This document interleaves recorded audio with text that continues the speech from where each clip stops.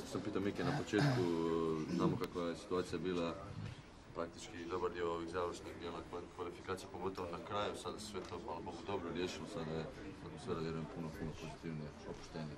Pa je, ako sam došao na okupljanje, sam rekao da sad imamo vrijeme ispred sebe koje možemo iskoristiti za napredak, imamo pozitivnu atmosferu i sigurno da je jako ugodno kad znate da ste direktno na Europskom prvenstvu i uživate u ovih 10 dana koliko smo tu i da se što bolje pripremimo za utakmicu s Rusijom. Evo, u aspektu toga, što se onda traži od vas?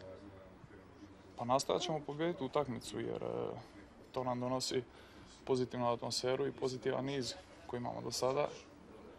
Utakmicu ući maksimalno ozbiljno, jako je prijateljska i svako voli pobijediti, pa tako i mi.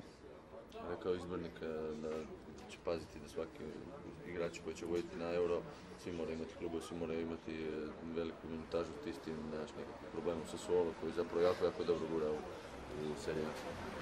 Pa dobro, ovu sezonu smo jako dobro ušli u prvenstvo i nastojat ćemo to držati do kraja, ostalo je dosta utakmica.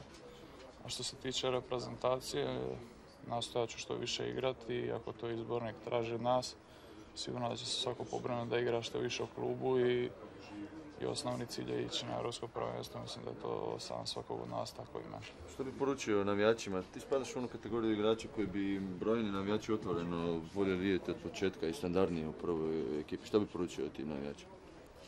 Pa ništa, to je jako lijepo čuti i ja marljivo radim i treniram, a izbornik je taj koji će odlučiti da li ću početi utakmicu ili ne, ali kažem, meni je velika čast biti u reprezentaciji i učiti, jako sam na klupi, učiti od starih igrača koji su dugo vremena tu i imaju iskustvo, tako da pozitivno gledam na to. Svako toliko pojave se ove određene informacije, Šime Vrsaljko, pa čak i u Barceloni, da ne velim koliko puta se spominje Juventus i tako, koliko nam možeš tu otkriti nekakve stvari?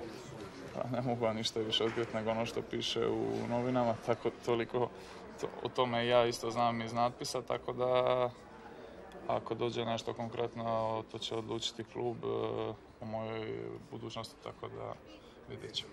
Dosta šaren sastav se očekuje u Rostovu. Šta misliš, kako će to funkcionirati?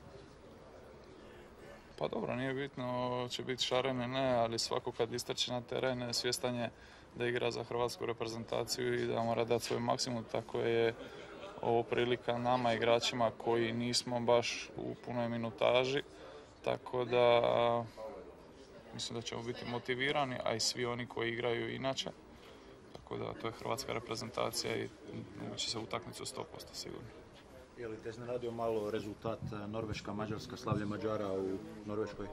Pa mogu reći da je, očekivao sam da će oni da će domaći to privesti kraju, ali ispalo je tako kako je ispalo. Sigurno da vidjet ćemo, ne znam baš kako će završiti na kraju. Upravo stoga je dobro da idemo u stvari rasterećeni bez tih dodatnih kvalifikacija u Francusku. Pa je, rekao sam tu kad smo došli ovo što smo se kvalificirali direktno na Europsko prvenstvo, to je, ne može niko platiti ovaj mir i zadovoljstvo dolaska na reprezentaciju bez opterećenja, treniranja, igranja, druženja, ali sve u granicama normale, jer ipak na kraju krajeva mi smo profesionalci i tako ćemo se ponašati u utakmici s Rusijom. Koliko znate u stvari o toj Rusiji? Dosta su nam velika nepoznanica, do sada smo 2 puta igrali s njima, oba puta 0-0. Pa dobro, još ćemo detaljno razgovarati o Rusima, ali većinom se baziramo na nas i na našu igru, tako ćemo i tu utakmicu pokušati provesti ono što izbornik traži od nas i pobijediti na kraju krajeva. Hvala. Hvala vam.